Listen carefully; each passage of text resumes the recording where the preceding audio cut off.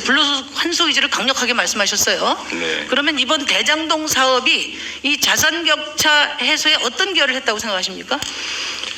만약에 간단하게 좀 말씀해 민간 개발을 했더라면 아니 민간 개발이 아니라 기여를 했습니까? 안 했습니까? 자산 격차 해소에 기여를 했어요? 코끼리를 볼 때 다리만 보면 코끼리인지 뭔지 모르고 제가 오늘 지적하려고 하는 게 바로 그겁니다. 그러니까 의원님 제가 말씀을 드릴게요. 제가 말씀을 드릴게요. 네. 국민들이 분통 터져 하는 게 뭐냐? 어떻게 8천만 원 투자한 사람이 1,000억 원, 1,000배 이상의 수익을 가져갈 수 있냐? 아무리 대한민국이 투기공화국이라 하더라도 지방정부 사업에서 이런 상상할 수 없는 특혜가 어떻게 개인에게 돌아갈 수 있나? 성남시는 도대체 어떻게 설계하고 무엇을 관리했나? 이걸 묻는 거라고 저는 생각합니다.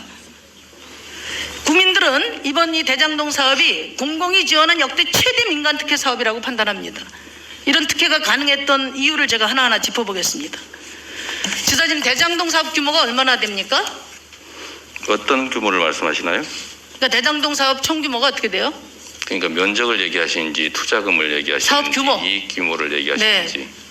그러니까 이 자료를 보면요, 지금 택지 소송과 주택 분양 총 합쳐서 여기서 나올 수 있는 개발 이익이 시민단체에 의하면 1조 8천억입니다. 근데 이제 도지사께서 그동안에 말씀하신 거는 이 중에서 택지 사업을 성남시들이 계약했기 한정했기 때문에 여기서 나온 이득에 내가 5,500을 환수했다, 이렇게 이제 말씀을 하셨어요. 맞죠? 의원님식으로 말씀하시면 LH공사가 토지 택지 개발해서 분양해가지고 민간업자가 분양 이익 아니 잠깐만요. 아마 수십조 질문도 안 한 말씀을 왜 자꾸만 답을 하십니까? 저한테 좀 물어보시는 것 같은데. 제가 물어봅니다. 왜 이 1조 8천억 규모의 대장동 사업, 아파트 분양 사업까지 포함되어 있는데 처음에 보니까 사업계획 제안서에 보니까 아파트 분양 사업을 원칙으로 제안했어요. 근데 왜 택지 사업으로 제안하게 됐습니까? 그건 제가 잘 모르겠습니다. 잘 모르시겠어요? 네. 이게 이제 위탁된 사무였고 저희는 하여튼 제가 세부 내용을 자세히 알 수는 없고 보고받은 알겠습니다. 것도 아니기 때문에. 제가 자료를 검토해 봤는데요. 이게 이제 그 사업계획서 제안서에는 공모지침서에는 이렇게 되어 있습니다. 말하자면 건축물 분양 사업이 유리하지 않다고 판단하면 택지 사업까지 할 수도 있다, 이렇게 되어 있어요. 그래서 아마 그 조항을 활용해서 계약이 된 것 같은데, 그러면 진짜 분양 사업 전망이 밝지 않아서 택지 사업으로 한정하고 아파트 사업 단념했나? 제가 찾아보니까 산업은행이나 하나은행 이런 컨소시엄에서 내놓은 계획서를 보니까 아주 전망을 밝게 보고 있어요. 산업은행은 가격 및 분양성에 대한 경쟁력이 높다. 하나은행은 아주 안정적이고 양호한 수익성이 보장된다, 이렇게 돼 있습니다.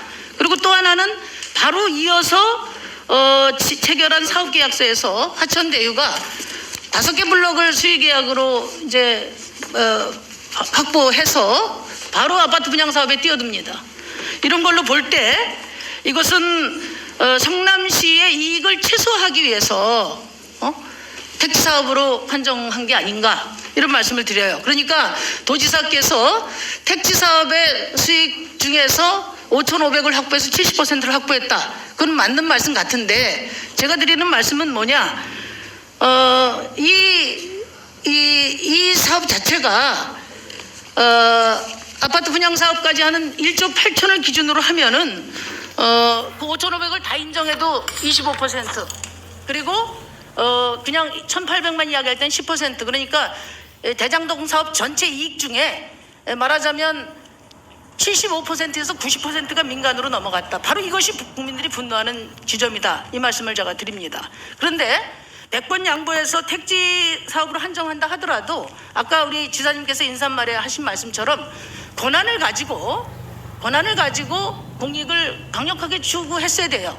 그러니까 분양가 상한제를 적용한다든지, 그건 이후 문제가 아니라 주주협약에 집어넣으면 됩니다. 그 다음에 초과이익 환수정을 넣는다든지, 그 다음에 또 지금 많이 지적하고 있는 임대아파트 부분을 확실하게 최대 25%까지 할 수 있지 않습니까? 이런 공익을 추구할 수 있는데 그 부분을 다 포기하셨어요. 그래서 저는 우리 지사님께서 작은 확정 이익에 집착해서 이거라도 얼마냐?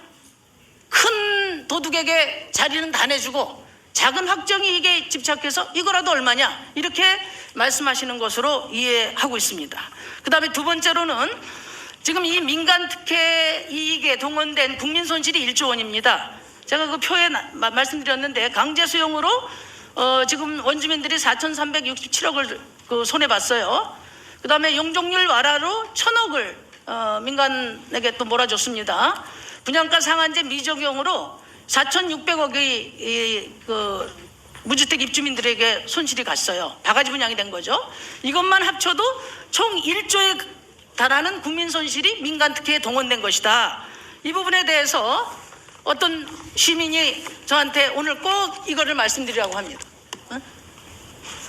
돈 받은 자는 범인인데 설계한 자는 죄인이다.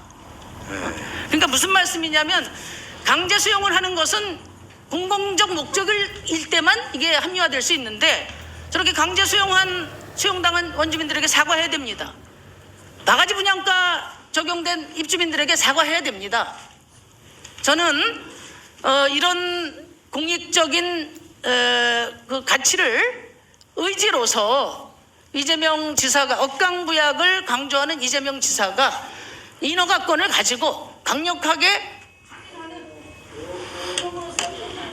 말씀하신 소신이 드러나는 그런 대장동 개발 사업을 국민들이 기대하는 것이다. 이에 대해서 말씀해 주시죠. 네, 감사합니다. 지사님 답변을 못 하셨으니까 뭐 요지 위주로 질의에 대해서 답변 좀 주십시오. 너무 이제 많은 지적을 해주셔서 예. 제가 그중에 중요한 것만 몇 가지만 제가 말씀드리겠습니다.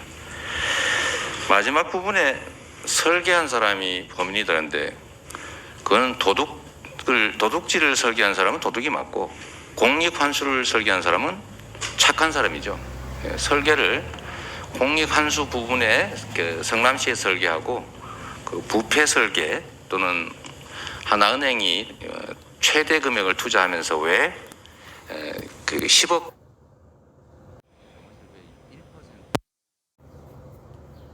6%가 거의 다 갖게 설계했느냐 그 얘기는 그 투자자 쪽 그쪽에다가 물어보시고 거기에 그 설계에 대해서 그들이 책임지는 게 맞겠죠. 두 번째로 저한테 왜 분양사업 안 했냐 이렇게 말씀하시는데 보시면 이게 이제 결과론하고 그 다음에 현실론 이게 중요합니다. 세월 지난 다음에 집값 떨어졌을 때 그때 잘 팔았다